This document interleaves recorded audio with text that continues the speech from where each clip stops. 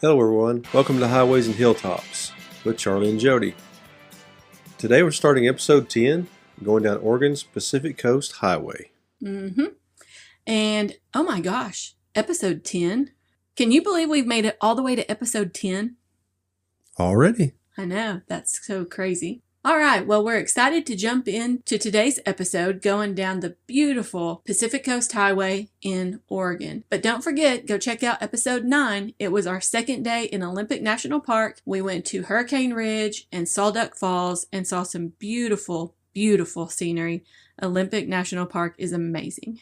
Also, don't forget to follow us on social media and visit our website. On Facebook, we are Highways and Hilltops. On Instagram, we are Jodi Charlie Keith, and our website is www.highwaysandhilltops.com. You are going to want to for sure go out there and check out the photo gallery as we take our drive down the Pacific Coast Highway in Oregon, because we just are not going to be able to find any words to describe the beauty that this amazing coast has to offer.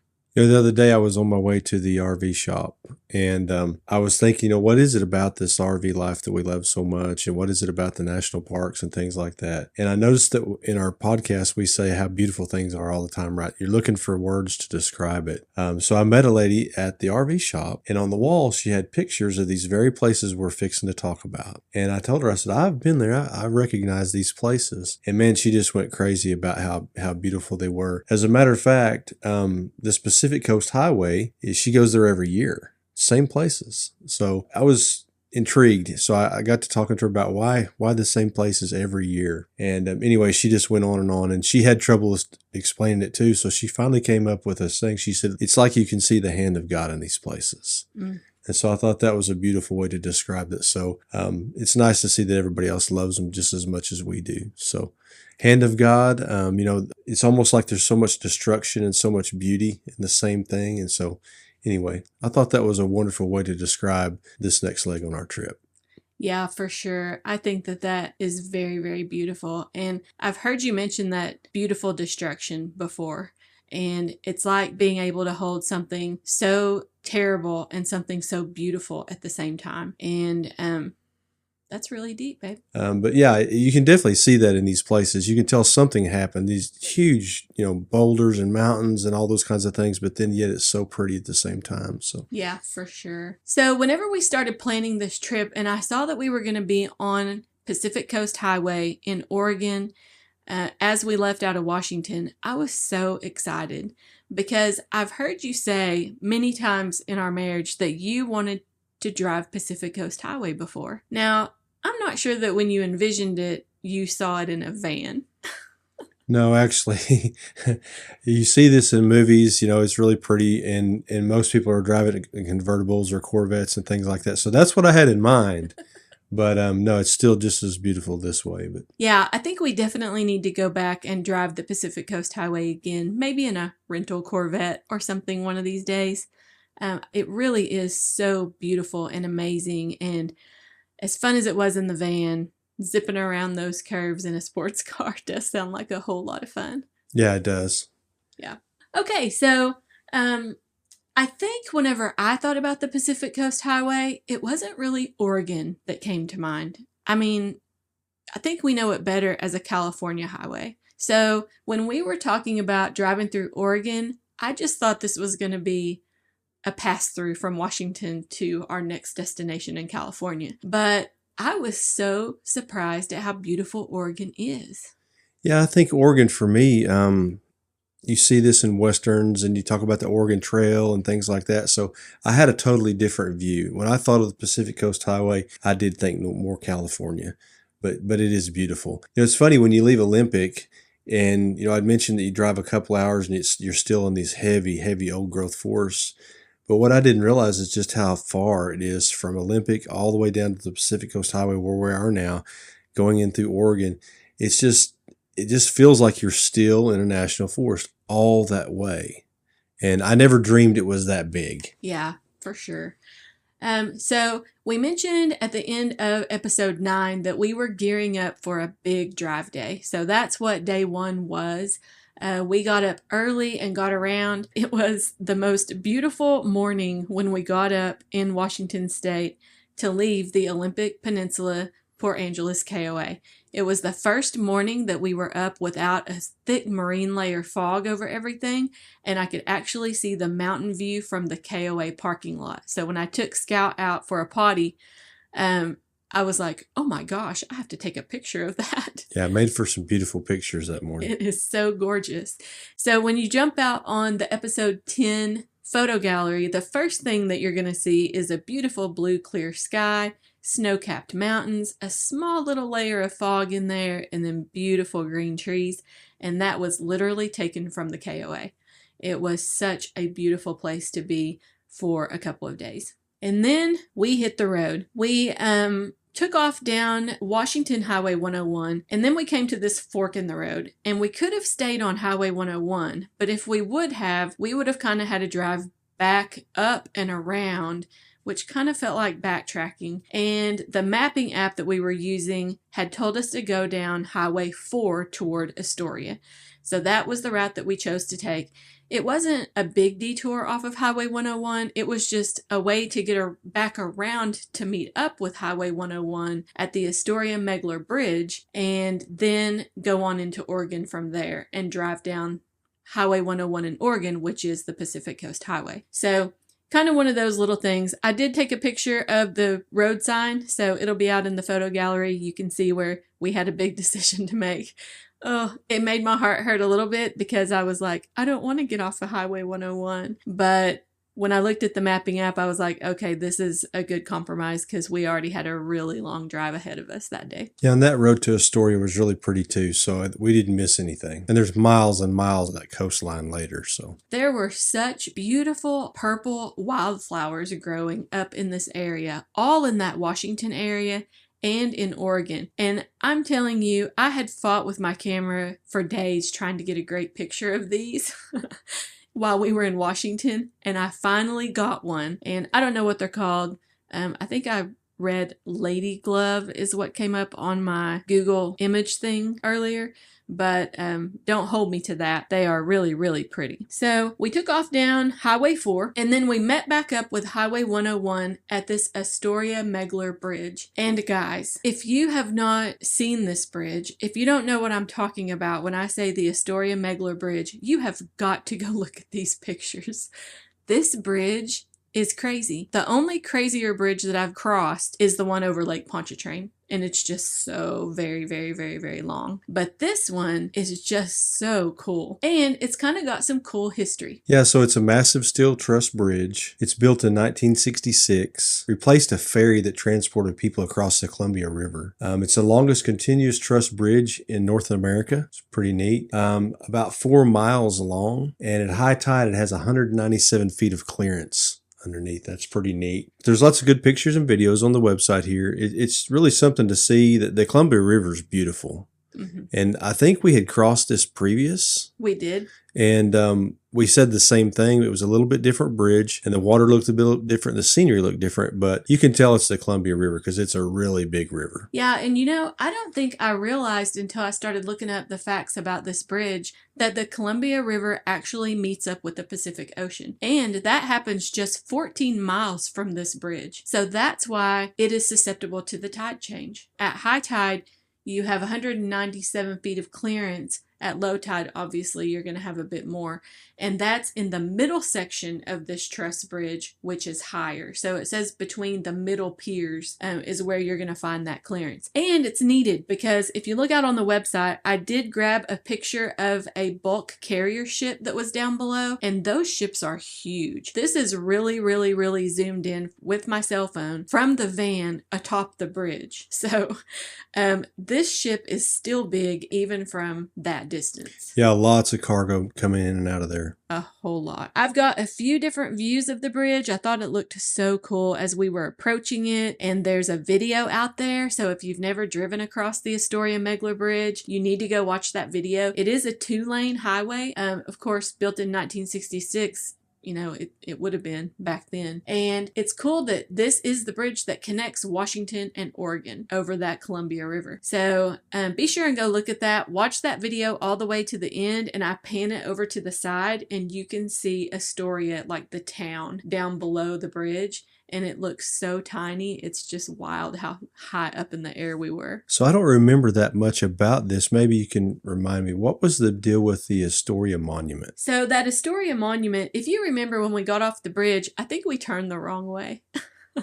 And we had to go down there and turn around. This is my navigation skills, y'all. And when we got down there to turn around, we saw this statue of a soldier. And I was like, wow, I wonder what that is. So I grabbed a picture of it. And as I went to look it up, it's the Astoria Victory Monument. It's also known as the Doughboy Monument. And it is a World War I monument built to commemorate soldiers who fought in that war. So it's just kind of a grassy area there in that portion of downtown. And it's a really nice memorial built for those who fought in World War I. Yeah, I was driving, so I'm always lost. It's not your directions. I just tend to get lost and tend to turn the wrong way, even when it says to go the right way. So I really didn't get to see that. And now that we see this picture, it kind of brings memories back. But yeah, it was pretty neat. Yeah, it's a neat thing to see. This probably would have been a cool town to spend some time in. I think there's a lot of fishing history and just lots of history in this town. So maybe we'll go back someday and spend a little time there. As we meandered on down the road, we started coming up on the ocean views, and I snapped lots of pictures. It is amazing as you drive how the landscape changes. One of the biggest changes, I think, are the sea stacks. So you start and you see a few, and then as you head toward California, it just seems that there's more and more and more and more sea stacks out there. So we've got one. The very first one we came upon was the Arch Cape Lookout. I grabbed a couple of shots there. It is a sandy beach, but it has some sea stacks on it and a lot of greenery. I took that one from the van, so you can kind of tell. As the road rounded a curve on the way back, I was able to zoom in and actually get a shot of the sandy beach. At this point, the beaches are sand. Yeah, you see less and less of the rock, yeah.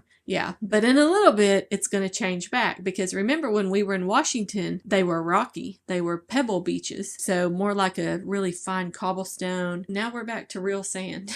So it's really kind of interesting to watch how it changes. Another beautiful place that we pulled off to look was the Oswald West State Park. And we stopped at the Neoconi Viewpoint. And man, the lighting and everything was just amazing at this pull-off. I think that pull-off is really neat because it goes out of sight. It goes a lot farther than you can see. It's almost like the beach is parallel with you and you can see for miles down it. Completely different view. It's almost like you're looking at a view, I don't know, from an elevated point, and you can really see for miles and you really get to see that blue ocean. It's really pretty. Yeah, it is. You know, if you think about it, in Florida, I don't think we've ever had a view like this because there's not a lot of elevation there. Yeah, it's but pretty here, flat. You've got the elevation where you can look over the beaches, and it just changes your whole perspective on things. Yeah, it's like you're looking down out of the mountains on this particular spot. Yeah, it's really beautiful. You guys are going to have to go see the pictures. So on down the road we went, and we were trying to make some of those pull-offs to break the drive up. If you remember, way early in one of the episodes, Charlie talked about pulling over to break up those big drive days because it makes a huge difference, especially for driver fatigue and for passenger fatigue and for puppy fatigue.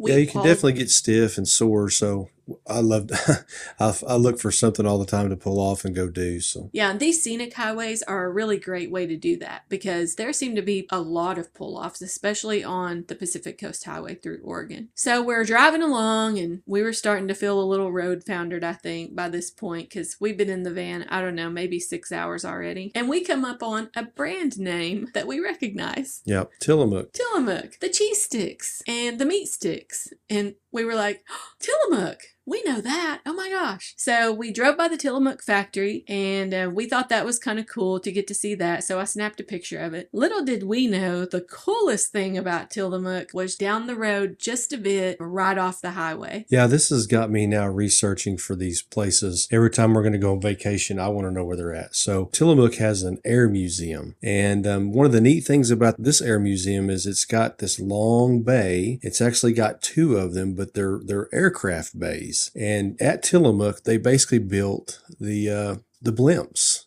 These blimps were used for spy vehicles. So basically they could get really high, they could get out in front of a big fleet of ships, and they could see people coming. So they use them and they run them back and forth down the coast. So basically these big blimps got out in front of the Navy ships and escorted them, and they could get out ahead of them and they could go really high and they could see if somebody was coming. So they kept them out of trouble. They would reroute them and what have you. So in this museum, and of course there's so much timber there, and they would take this timber and bring them into these factories and they would build the airframes, and then they would also build the skins there. And they had this really cool way of making helium. So they had these pumps and these valves and stuff, and they had a rail there. And so this rail would come in there and they would fill these big old tanks full of helium, and they would send them out wherever they needed to go for the war effort. So this one place was kind of known for those airships. Also, they have all kinds of photographs. They have all kinds of areas in there where different conflicts and all kinds of different Nazi artifacts and different groups and different platoons and things like that. There's even some regular aircraft in there that you can see, but we really like these because they break up the monotony really well. Plus, it's really, really interesting. So we've seen several, but we had no idea this one was here. So it was a pleasant surprise. It was. And if you're going to be in that area, it's kind of a little bit outside of town, and it's out on Hanger Road.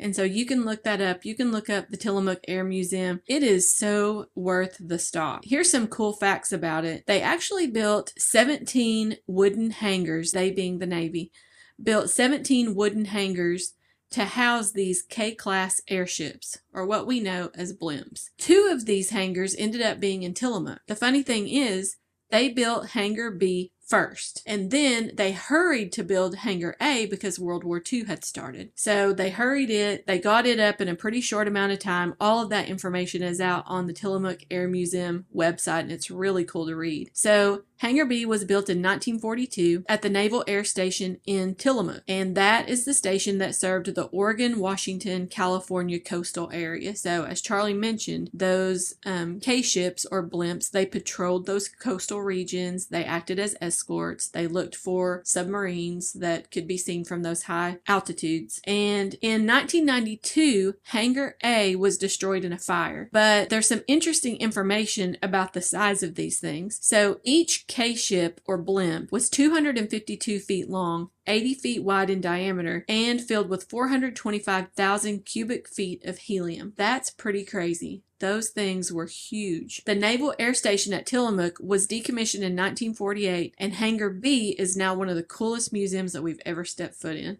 Even the museum itself, the way the hangar's built is all timber, and the way they truss those in there, and they have to have such a round shape to fit the blimp in there, is something to see, just the hangar itself. Oh yeah, for sure. There is a picture on the website of Weston. He's sitting in one of the pilot trainer cockpits. By the way, he loved those things. And there was a whole section of like several of these different pilot trainer cockpits that you could actually get inside and feel like you're the pilot and see all the controls and all of those things. And he spent quite a bit of time over in that area. But if you'll look above the trainer that he's sitting in and kind of to the left of the picture, you'll see that bent frame of the ceiling, I guess you would call it, that Charlie's talking about. Well, to give you an idea, the doors are 120 feet high. Yeah. So it's really high. And you can imagine this trussing system going up in this round shape. So it's built just like a half of a circle, the whole hangar is. And so from the bottom to top being 120 feet, you can kind of get an idea of the pitch on this thing. It's crazy. Yeah, it's wild to think about how big they are. You know what they remind me of? The Oklahoma Department of Transportation has those sand-covered sheds same or whatever. shape. So it's the same shape as that. But these things were 15 stories tall and 1,000 feet long. So that is pretty insane. And those 120-foot doors to be able to get those blimps in and out is just amazing. On the website, it says that they were built in 6 sections, and each section weighed roughly 30 tons. And I guess that's because of all the wood. Yeah, there's a lot to it. So if you geek out over things like this, like we do, you may want to go visit the Tillamook Air Museum website. It is tillamookair.com. And the cool thing is, on that website, you can actually see pictures of the construction process. They have old black and white pictures out there that scroll through when you get to the page, and it's pretty wild just to watch them put that up in different sections. You can also see pictures of the K-ships that are stored inside there, but man, those construction pics are worth going out there to check it out. I was really amazed in looking at those. The bad news, it was 1 hour till close when we got there. Yeah, we didn't plan very well. I would say you probably could spend 4 hours here pretty easy if you wanted to, especially if you wanted to see everything. Even like when you walk in the front door, just the securities that you could tell that used to be there is kind of neat to see. And yeah, and those bays where they filled the helium and like all of the gauges and things like that were still on the wall. Remember that? Yeah, where they had, so the rail system came right up against the building, had those big tanks, and they had it's kind of like you were filling fuel or something, like a petroleum type deal, but it had pumps and filters and you name it. Looked like kind of a dangerous job, but you could tell that when this thing was in its heyday, it probably provided jobs for that whole town. Oh yeah, I imagine it did. Yeah, we buzzed through all the plane part so we could go to the exhibits, and we didn't even get to walk through all the planes. We just went a little ways because this is a huge hangar, so there was no way we were going to get through it all in an hour. We were like, oh, we really want to go down there, but there's some more stuff down here we think we want to go see. And then we were really glad that we went down to the exhibits because they were amazing. Yeah, I always go, if I don't have a bunch of time, I always go straight to the photographs and the exhibits because that's the personal side of, you can see the actual pictures of the real soldiers on the different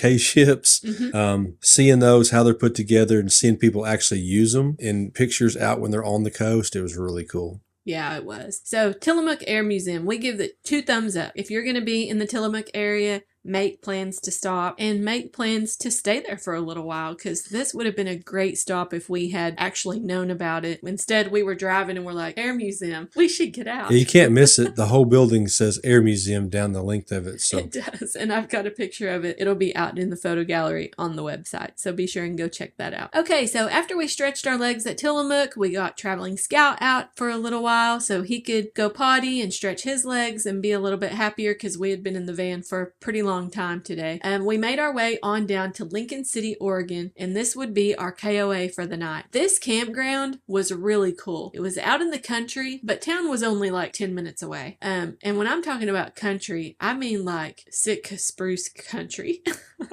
yeah. So giant trees through this valley, and it was just nestled down in the bottom of these trees. And this one is a KOA resort, I believe. It had at least a lot of entertainment stuff. Remember we played cornhole out there after we came back from eating? Yeah, I wouldn't call this one a resort, but it still had lots of things to do. Yeah, so we would recommend the Lincoln City, Oregon KOA if you find yourself in that neck of the woods. We have a picture of the van that's backed up to a giant tree that was sitting in the corner of our RV spot, and it's fun and also worrisome when you're parked by a big tree like that.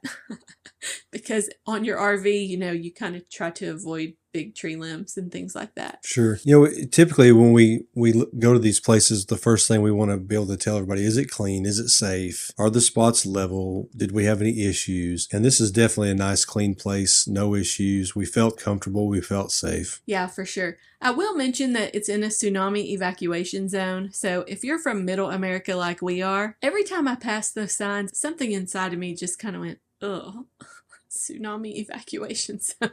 Yeah, or you are on the coast. You are on the coast. That night, we drove into Lincoln City. Like I mentioned, it was only about a 10-minute drive, and we ate at this place called McMenamins Lighthouse Brewpub in Lincoln City. And when we got there, we figured that there would be some seafood things on the menu, but we ended up getting this Northwest crab fondue pot that comes with chunks of sourdough bread. Oh my goodness. Yeah, that's the best thing about when we're on the coast, you've got to take advantage of the seafood. Yeah, it was so good. And I got crab mac and cheese, and it had like breadcrumb or panko or something over the top of it. It was amazing with chunks of crab in it, and the mac and cheese was just amazing. So if you find yourself in Lincoln City, Oregon, we highly recommend McMenamins Lighthouse Brewpub. It's a little on the pricier side, so just a heads up for that, but the food was pretty outstanding. It was a nice end to a long drive day. All right, so the next day we were up for travel day 2. This was going to be another long day in the van as we made our way to Klamath, California. So lots of views of the Oregon coast. Again, it just changes as you go down through here. The pictures from Lincoln City to Newport, something to keep in mind as you scroll through the photo gallery is look at that marine layer fog in the background. Now, I need to tell you a little something because in the next episode, there's going to be a pretty wild story about marine layer fog. At this point, we don't really know a lot about marine layer fog.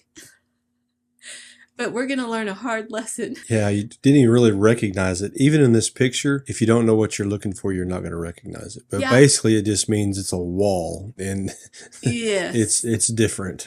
I think when I took this, I was like, oh, look at the clouds over there. That must be a storm. And now I know. Now we know. And you're just going to have to tune into episode 11 to see how we learned a real hard lesson about marine layer fog. Yeah, scroll through those. The beaches are just amazing and beautiful. And the sea stacks are just getting more and more as we drive on toward California. And this is beginning to look more like California. It's funny, if you think about what we've seen from the very top of the country down to here, we're beginning to get into that pretty California. I call it kind of the surfer beach, right? I mean, you got the waves and you got the sand. And so these are really nice places to stop.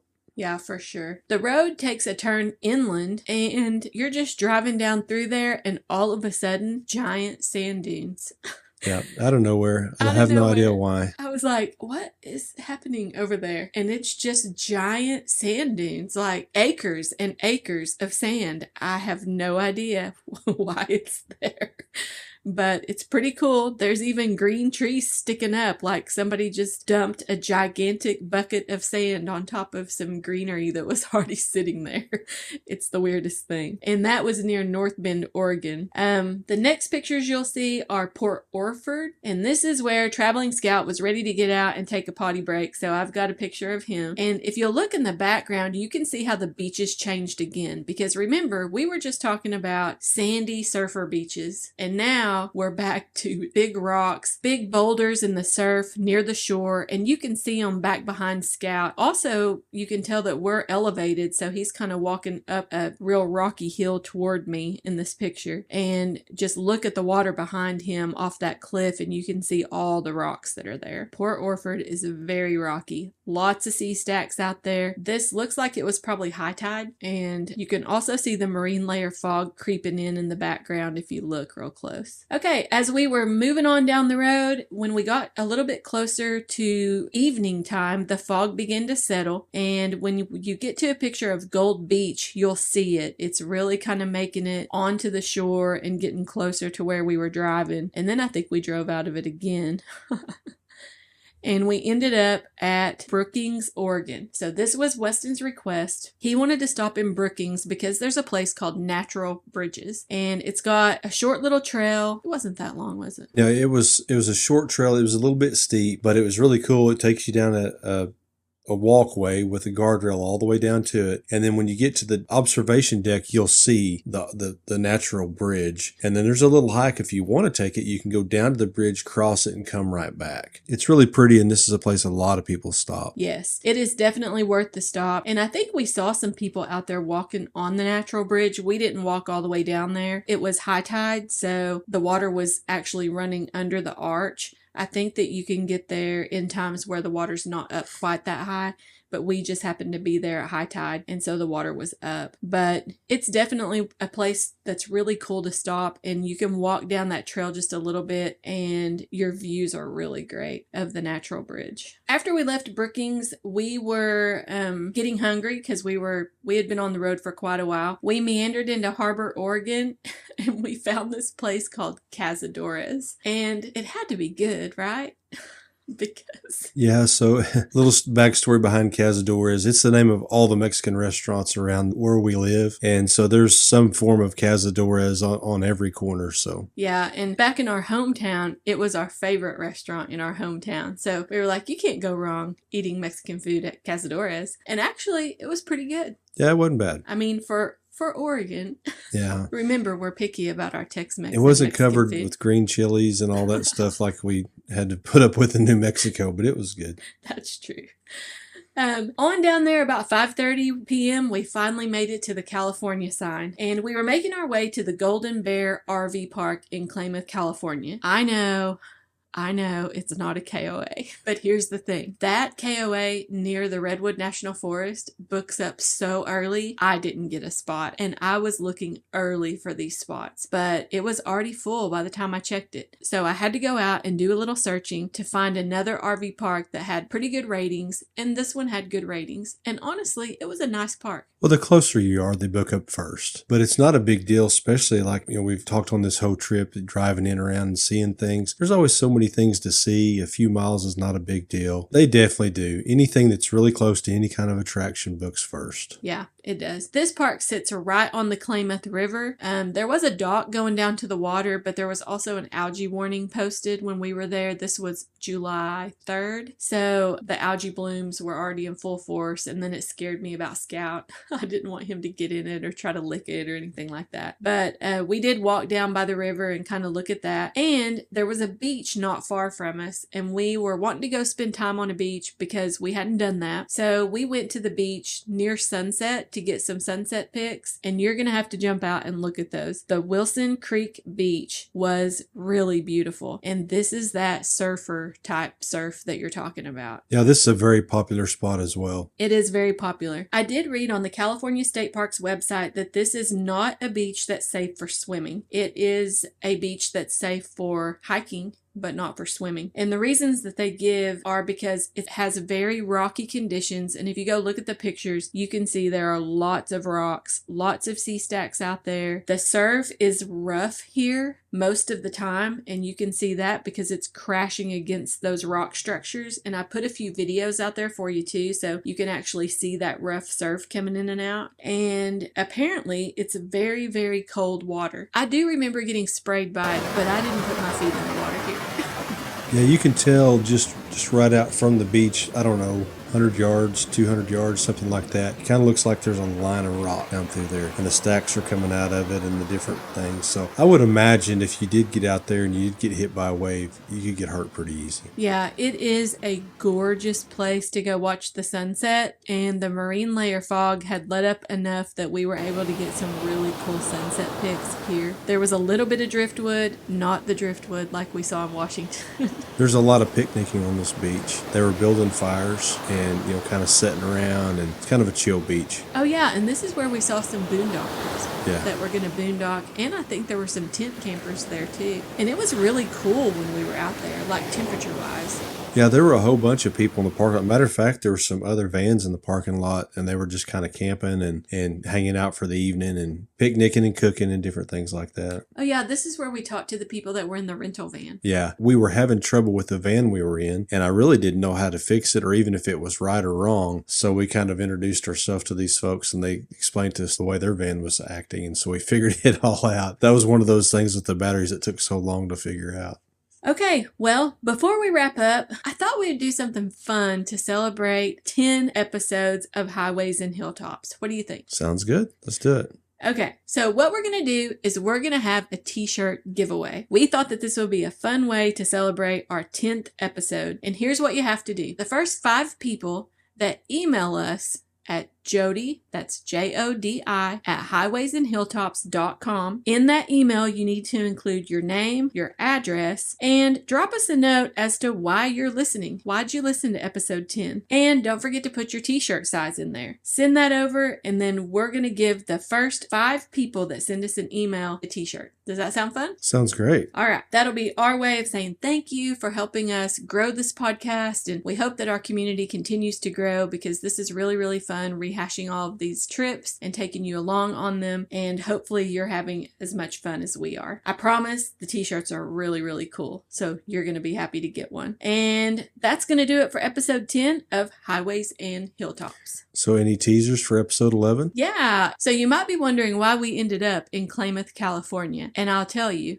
the Redwood National Forest is there. So be sure and tune in next week as we explore the awe and wonder of the Redwood National Forest. And our trip takes a surprising turn because, well, I told y'all we do crazy things sometimes. So you're just going to have to tune in to see where did Charlie and Jodi end up in episode 11. I will give you a spoiler. It's not Klamath, California. No, it's not. All right, folks, travel safe this week. And until next time, we hope you get to go explore something fun. See you next time. Bye.